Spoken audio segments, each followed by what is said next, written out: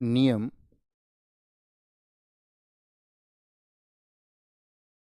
नियमों का पालन होना चाहिए। Laws should be follow. लिख सकते हैं, कोई दिक्कत? बात क्लियर है? 25 में क्या बताया गया कि आप किसी भी धर्म को मान सकते हैं। 26 में कह रहे हैं उस धर्म के लिए आप जो है, आपका मतलब जो प्रबंधन है, जो मैनेजमेंट है, उस प्रबंधन में कौन सी दो चीज़ों की बात हमने की कि चल और अचल संपत्ति के प्रशासन की बात हमने की, और दूसरी बात हमने क्या की, जरा बताएं मुझे, कि आप धर्मार्थ संस्थाओं की स्थापना कर सकते हैं। ठीक है, आगे आएंगे। नोट, तीसरी बात, आर्टिकल 27 में, आर्टिकल 27 बताएं क्या कहता है। ये कहता है किसी भी व्यक्ति को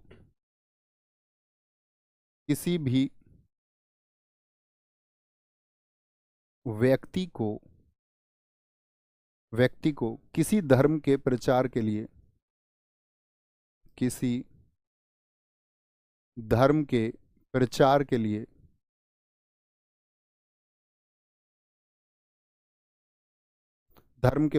किसी धर्म का प्रचार हो रहा है, धर्म के प्रचार के लिए कर देने के लिए, कर देने में, ऐसे लिख लीजिए, कर देने में बाध्य नहीं किया जाएगा, बाध्य नहीं किया जाएगा धर्म के प्रचार के लिए। अब जैसे मान के चलो, धर्म का प्रचार कैसे होगा जी? तो धर्म का प्रचार कैसे होता है आप सोचिए जरा। तो आप सोचेंगे धर्म का प्रचार मंदिर की स्थापना से भी हो सकता है। जैसे किसी एक जगह पर मंदिर नहीं था, तो धर्म के प्रचार करने के लिए वहाँ पर एक हिंदू मंदिर बनाया गया। तो जब हिंदू मंदिर बनेगा आपका, मुझे एक बात बताइए, तो इस हिंदू मंदिर से धर्म का प्रचार होगा या नहीं होगा? सारे लोग बताएंगे, आप कहेंगे जी भैया बिल्कुल धर्म का प्रचार होगा उससे। ठीक है, तो जो धर्म का प्रचार हो रहा है, तो यहाँ पर किसी व्यक्ति ने आपका 100 रुपये डोनेट कर दिए, 100 रुपये उसने क्या कर दिए, यहाँ पर एक चैरिटी दे दी, उसने दान कर दिए। तो क्या सरकार ये कहेगी कि भाई जो तुमने 100 रुपये दान दिए हैं, इस पर एक काम करो, 5 रुपये टैक्स भी हमको चाहिए, 5 रुपये टैक्स भी चाहिए? और इस तरह से तो वो व्यक्ति दान देने से भी फिर डरेगा, और अगर वो व्यक्ति फिर दान देने से डरेगा या दान देने से हिचकिचाएगा, तो फिर उसका जो धर्म प्रचार प्रसार का माध्यम था वो फिर तो धीमा पड़ जाएगा। तो व्यक्ति अपने धर्म के प्रचार की फिर स्वतंत्रता उसको कहाँ मिल रही है?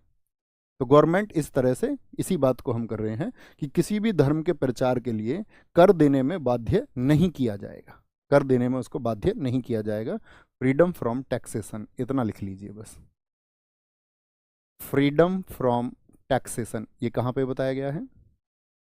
Freedom from taxation for promotion of. तो दूसरी बात क्या हमने बात की यहाँ पर, इस शब्द को समझे, टैक्स को।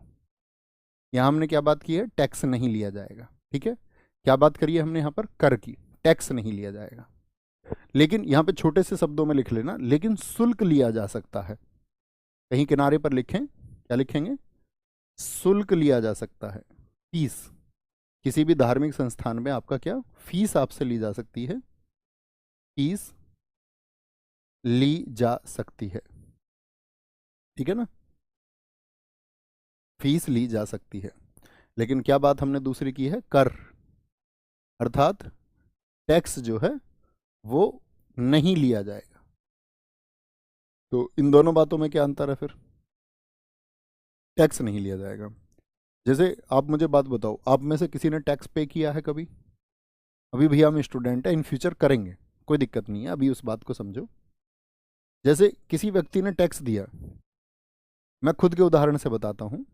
मान के चलो मैंने टैक्स दे दिया, और मैंने सरकार को जो टैक्स दिया, मैंने सरकार को 1 करोड़ रुपए टैक्स दे दिया।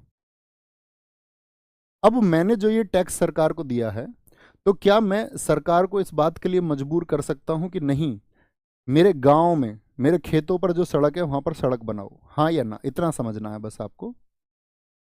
या सरकार चाहे तो कोई आपका बच्चों के लिए कोई योजना बनाई थी गवर्नमेंट ने, उसमें मेरे पैसे को लगा सकती है? हाँ या ना, बताइए। तो आप कहेंगे सरकार की मर्जी है ना, किसी का भी टैक्स, चाहे किसी ने आपका 100 करोड़ रुपए टैक्स क्यों ना दिया हो, चाहे किसी ने 1,000 करोड़ रुपए टैक्स क्यों ना दिया हो, चाहे किसी ने आपका 5,000 रुपए ही टैक्स क्यों ना दिया हो, लेकिन सरकार इस बात के लिए मजबूर नहीं है कि जिससे टैक्स लिया है उसके अनुरूप काम करेगी। सरकार किसी अन्य योजना में उसको लगा सकती है। हाँ जी, तो जब टैक्स जो होता है ना, तो टैक्स के बदले में आपको कोई भी सर्विस मिले इस बात का कोई वायदा नहीं होता है, कोई प्रॉमिस नहीं होता है, बस आपसे टैक्स ले लिया जाता है। लेकिन जब कभी आपसे शुल्क लिया जाएगा तो आपसे वादा किया जाएगा। जैसे मंदिर में आपने देखा होगा, कभी आप कहीं मंदिर पे गए होंगे बड़े पर, तो वहाँ आपने अपनी गाड़ी पार्क करी होगी, तो वो क्या टैक्स लेते हैं आपसे, शुल्क लेते हैं, तो आप कहेंगे भैया शुल्क। और अगर कुछ नहीं है तो लिखा होता है कि पार्किंग निःशुल्क है। क्या लिखा होता है? पार्किंग निःशुल्क है, यानी पैसा ले ना ले वो उनकी मर्जी है, जरूरी नहीं है कि, इसलिए मैंने बोला शुल्क लिया जा सकता है। सकता है का मतलब है ना भी लें तो भी शामिल है। तो शुल्क समझ गए, शुल्क वह होता है जिसके बदले में कोई सेवा आपको दी जाती है। ठीक है, शुल्क क्या होगा हमेशा, फीस क्या होगी आपका, जिसके एवज में आपको कोई सर्विस दी जाती है। जैसे आपकी गाड़ी की सुरक्षा अब उनकी जिम्मेदारी हो जाएगी। बात क्लियर है? ठीक है, तो याद रख लेना हमेशा कि इसमें क्या है, आपका टैक्सेशन की बात की गई है, टैक्स नहीं दिया जाएगा। आगे आएंगे, आर्टिकल 28 नोट करें। आर्टिकल 28 में क्या बताया गया है? 28 में बताया गया है पूर्णतः, पूर्णतः राज्य वित्त पोषित, राज्य वित्त पोषित, जो राज्य द्वारा पोषित हैं। अच्छा ये बताओ, ये इस कलर से आपको दिख जाता है ना, कोई दिक्कत तो नहीं होती? या वाइट से ही लिखा करें? पूर्णतः राज्य वित्त पोषित संस्थानों में, संस्थानों में, संस्थानों में बताना, अभी सफ़ेद ठीक है इसलिए मैं दोनों को एक लाइन में लिख रहा हूँ। संस्थानों में धार्मिक शिक्षा नहीं दी जाएगी, धार्मिक शिक्षा, धार्मिक शिक्षा नहीं दी जाएगी, धार्मिक शिक्षा नहीं दी जाएगी। ठीक है, पूर्णतः राज्य वित्त पोषित, तो इसका मतलब क्या हो गया, इसको नोट करना पहले। होली मतलब पूर्णतः हो गए bound by the state, wholly bound by state. पूर्णतः राज्य, ये क्या हो गए, पूर्णतः राज्य सरकारों द्वारा पोषित हो गए। ऐसे संस्थानों में आप रिलीजियस एजुकेशन नहीं दे सकते हैं। रिलीजियस एजुकेशन, जैसे सरकारी स्कूल है, तो सरकारी स्कूल का मतलब ही क्या है, वहां पर जो पैसा लगा हुआ है वो किसका है? जैसे उदाहरण समझें, सरकारी स्कूल, आप कभी पढ़े हैं सरकारी स्कूल में? ज़्यादातर को पता तो होगा ही, हम में से ज़्यादातर गाँव के बच्चे हैं तो सब जानते हैं सरकारी स्कूल। गाँव में प्राइमरी स्कूल है जैसे कोई, तो प्राइमरी स्कूल ऑपरेटेड बाई किसका है? तो ऑपरेटेड बाई भैया स्टेट है, राज्य सरकार का वहाँ पे पैसा लगा हुआ है, आपका राज्य का पैसा लगा हुआ है। तो इस यहाँ पर क्या किसी बच्चे को आपका धार्मिक शिक्षा दी जा सकती है? तो आप कहेंगे नहीं, यहाँ पर धार्मिक शिक्षा नहीं दी जा सकती है, धार्मिक शिक्षा कभी नहीं दी जा सकती है। जैसे मान के चले इस स्कूल में, अब मेरा आपसे एक क्वेश्चन रहेगा, मुझे बताओ, इस स्कूल में बच्चे को गीता पढ़ाई जा सकती है, हाँ या ना? यहाँ से समझ में आएगा कि आप इसके बारे में कितना जानते हैं। जो साथी पहले पढ़ चुके हैं, मेरा उनसे क्वेश्चन है, क्या स्कूलों में गीता पढ़ाई जा सकती है, हाँ या नहीं? तो सारे दोस्तों ने कहा, कुछ ने कहा हाँ, कुछ ने कहा ना। आपको लिखना होगा हाँ, पढ़ाई जा सकती है, क्योंकि गीता को धार्मिक शिक्षा में नहीं माना है सुप्रीम कोर्ट ने। गीता को सुप्रीम कोर्ट ने कहा, मैं अभी आपको वाद लिखवाऊंगा, गीता को सुप्रीम कोर्ट ने कहा कि जिस व्यक्ति ने वो चुनाव, आपका वो केस लड़ा ना, तो केस लड़ा तो उस व्यक्ति को सुप्रीम कोर्ट ने फटकारा कि तुम्हें गीता को पढ़ना चाहिए। और तब उन्होंने बताया कि गीता जो है ना, ये धर्म से जुड़ी हुई पुस्तक नहीं है, ये दर्शन से जुड़ी हुई पुस्तक है, ये फिलॉसफी की बुक है, इसको आप एक रिलीजियस बुक ना बताएं। तो वहाँ पे फटकार लगी उस व्यक्ति को, तो धार्मिक शिक्षा के अंतर्गत उसको नहीं माना है। ओके, अच्छा दूसरी बात करेंगे यहाँ पर। दूसरी बात क्या की गई है, ये किस में हो गया, 28 का 1 लिख लेना इसको। 28 का 2 क्या कहता है? 2 कहता है ऐसी शिक्षण संस्थाएं, ऐसी शिक्षण संस्थाएं, ऐसे भी तो इंस्टीट्यूट हो सकते हैं जो इसी काम के लिए स्थापित किए गए हों। ऐसी शिक्षण संस्थाएं, मान के चलो गुरुकुल स्थापित हो गया, ऐसी शिक्षण संस्थाएं जहां धार्मिक शिक्षा अनिवार्य हो, जिसकी स्थापना इसी काम के लिए हुई है, जहां धार्मिक शिक्षा अनिवार्य हो, तो वहां पर क्या प्रावधान किया गया कि दी जा सकती है, वहां पे रिलीजियस एजुकेशन दी जा सकती है। दी जा सकती है। समझ गए? जो उसी उद्देश्य के लिए स्थापित हुई हो, उसी उद्देश्य के लिए, यानी कि इसी उद्देश्य के लिए। नोट कर लेना इस बात को, किस चीज के लिए? इसी उद्देश्य के लिए।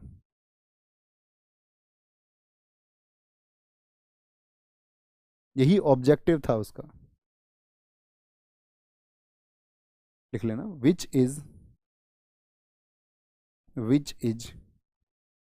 मतलब ऐसी कोई भी शिक्षण संस्था हो जिसकी स्थापना ही इस बात के लिए की गई, कोई भी हो आपका। जैसे आप कुछ उदाहरण लिख सकते हैं, अगर आप जानते हो तो बताएंगे भाई फटाफट।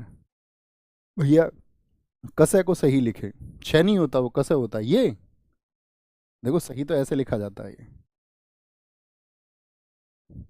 शिक्षण है। ये लिख लेना, मैं इसको अक्सर जब लिखते समय ऐसे लिख देते हैं इसको, ठीक है ना, तो उसके लिए माफ करेंगे। छ नहीं होता है, कश होता, कश, कशा, का और शाह से मिलके बनता है, का और शाह षटकोण से। 28(3) ये क्या कहता है? 28(3) कहता है राज्य द्वारा मान्यता प्राप्त, राज्य द्वारा मान्यता प्राप्त, राज्य को जिसने मान्यता दे रखी है, अथवा जिसको सहायता दे रखी है, अथवा सहायता प्राप्त। बच्चा ऐसी बातें मत किया करो बस, है ना, कि इसको ऐसा लिख दो जी, अच्छा नहीं लगता। मतलब मुझे लिखना चाहिए, लेकिन फिर भी कोई अक्षर अगर सही से मुझसे नहीं बन पाता है तो, है ना, तो उसके लिए माफ़ करेंगे। क्योंकि बात यह है कि जो मैं समझाना आपको चाह रहा हूँ वो आपको समझ में आना चाहिए, है ना, और इतना भर काम हो जाए। राज्य द्वारा मान्यता प्राप्त अथवा सहायता प्राप्त, जिसको सहायता दी गई हो, शिक्षण संस्थानों में भी धार्मिक शिक्षा दी जा सकती है। शिक्षण संस्थानों में भी धार्मिक शिक्षा दी जा सकती है। धार्मिक शिक्षा राइट लगा लो, बस समझ जाओगे, दी जा सकती है, इतना समझना है, ठीक है। कोई राज्य द्वारा मान्यता प्राप्त हो, institute recognised institute there religious education can be provide, वहां पर भी आपका क्या बोलेंगे, दी जा सकती है, यानी प्रोवाइड की जा सकती है। यहीं पर फिर मैंने आपको बताया एक छोटा सा केस है, उसको लिख लेना। उसका नाम है कैथोलिक बिशप। नोट करा के लिखना है, ऐसे बिंदु बना के, कैथोलिक बिशप, ताकि आपको ध्यान रहे अलग से भी, जो मैंने अभी जिक्र किया था, बिशप काउंसिल,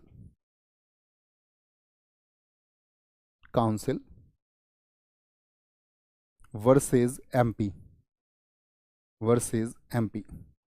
बड़ा चर्चित केस है 2012 का। इसमें क्या बोला गया था कि गीता को धार्मिक शिक्षा नहीं माना है। नोट कर लेना, गीता को धार्मिक शिक्षा ना मानकर, कि वो तो आपको जीवन जीना सिखाती है, धार्मिक शिक्षा ना मानकर, ठीक है, गीता को धार्मिक शिक्षा ना मानकर जीवन का दर्शन बताया गया, फिलॉसफी ऑफ लाइफ उसको बताया गया है, जीवन का दर्शन बताया। किस केस में? इसी केस में। दूसरी चीज, एक और बात आती है इसी में, वो है आपका Ismail Faruqui versus Union of India, UI लिख सकते हैं ना, 1994। इसमें कहा गया था नमाज कहीं भी पढ़ी जा सकती है, नमाज कहीं भी पढ़ी जा सकती है, ये व्यक्ति का आर्टिकल 25 के तहत अधिकार बताया गया। अब देखो इस बात को समझो, कहीं भी का मतलब, फिर मैंने कहा आपसे कि आपको रेस्ट्रिक्शंस याद में रखनी है अपने दिमाग में, कि रेस्ट्रिक्शंस का आधार क्या होगा? 3। एक तो जो लोक व्यवस्था है वो नहीं बिगड़नी चाहिए, स्वास्थ्य जैसी समस्याओं पर ध्यान दिया जाएगा, और नैतिकता के आधार पर। तो नैतिकता के आधार पर आप ऐसे ना हो कि भाई सड़क पे आप बैठ जाए अपनी उपासना के लिए, तो सड़क पे बैठेंगे तो क्या होगा, फिर वहाँ से गाड़ियाँ गुजरेंगी, तो यानी कि लोगों को समस्या होगी। 3 ग्राउंड हमेशा